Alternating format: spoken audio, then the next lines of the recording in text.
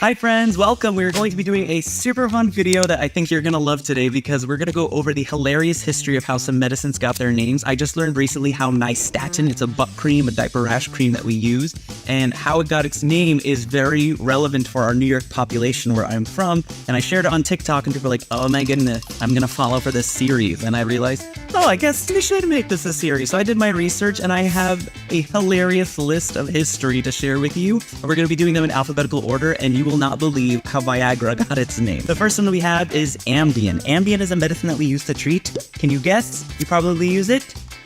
Insomnia. So in the same vein of sleep, if you split, it's just too good to be true, honestly. If you split Am and Bien, what do you think it stands for? It stands for it's gonna make your AM Bien.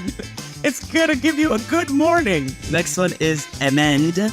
Now this one might be a little bit difficult because we don't really use this word in more colloquial usage, but it's going to end M, so you're ending emesis. It's going to help treat vomiting and nausea. Meanwhile, Flomax. So this one we use to help men who have benign prostatic hypertrophy and hyperplasia to be able to pee easier. So what it does is it lets them have a better flow. So it maximizes their flow, so it's Flomax. Next is Lasix. This one of y'all commented it, and this is what made me want to start this series. Like, there's no way this is what it stands for. And it is 100% true. That Lasix got its name because, y'all medicine people just really do realize it's the same level of creativity. It's because it lasts 6 hours. Lasix. L-A-6. Lasix. This is how people are going to start naming their children. What do you think this one does if you split apart some of these syllables? Yeah, you got it. It lowers your pressure. It helps lower your blood pressure. This one's pretty cool. Lunesta, this is the more creative side of medicine naming.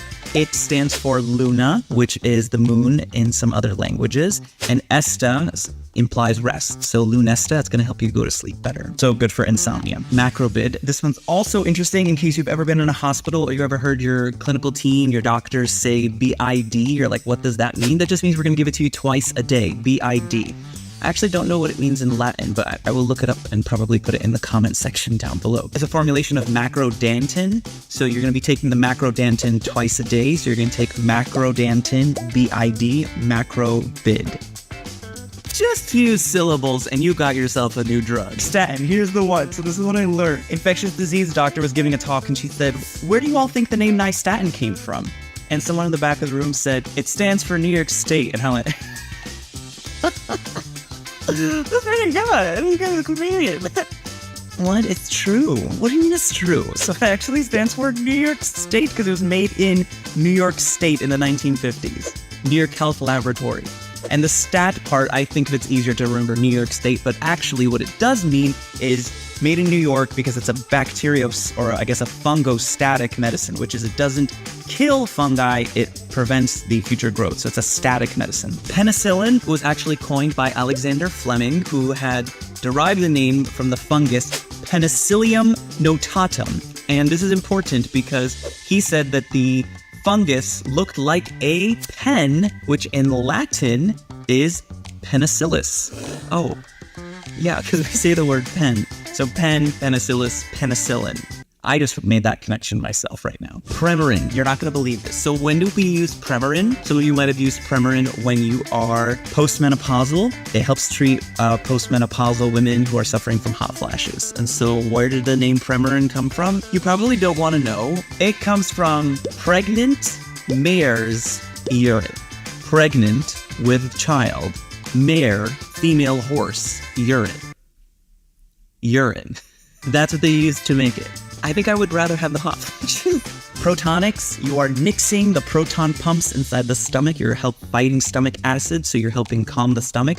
Protonix. Symbicort is budesonide as well as formoterol, so it's supposed to signify the symbiosis between the medicines as well as cort, which is corticosteroids, which is steroids. So you're having this combination drug that's going to help treat respiratory conditions. Tylenol, very common. Everyone uses Tylenol. It comes from the actual active ingredient, which in the for anyone who took organic chemistry, any of you pre-meds out there, God bleep.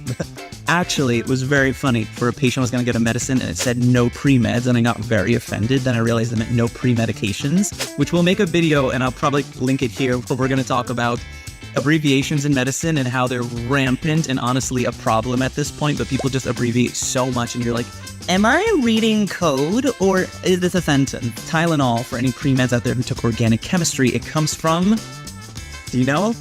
N-acetyl, so it's the TYL, para-aminophenol, so Ty-phenol.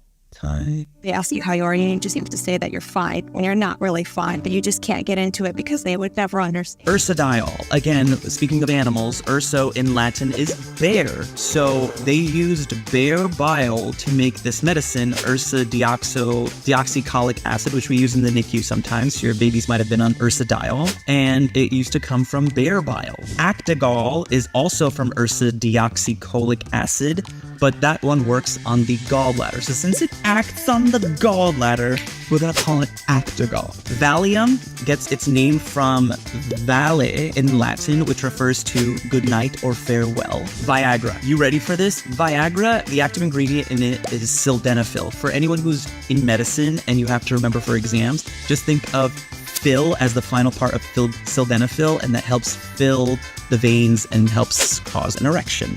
So that's one way that I remember it, at least as a memory tool, a mnemonic. In terms of the name, where it came from, it gets its name from a two-parter. So it gets vigor is the first part, which means physical strength and energy, as well as the big waterfall called Niagara, which symbolizes force and strength and famous invigoration. So vigor and Niagara, you're gonna have an explosive time.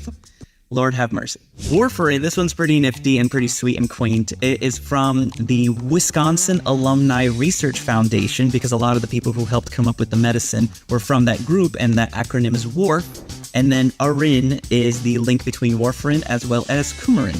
And last but certainly not least, Zoloft. This one I actually don't really agree with, but we'll run with it because it makes a little bit of sense. So Zo is actually from the root of zoo, which in my research it said that they wanted to convey a sense of serenity like the zoo, and I thought, it is a zoo, serene. I mean, I call the PED a zoo, and I wouldn't actually say that it's because it's serene, it's more because it's utter chaos. However, the second part, loft, is supposed to imply a feeling of being uplifted. So that is our list of 22 medical medicines, as opposed to non-medical medicines, and their hilarious histories, and how they came to be. It's super fun. If there are any ones that you know of that I didn't cover, please share them. I'd love to make a part 2 of this as we do more of our research.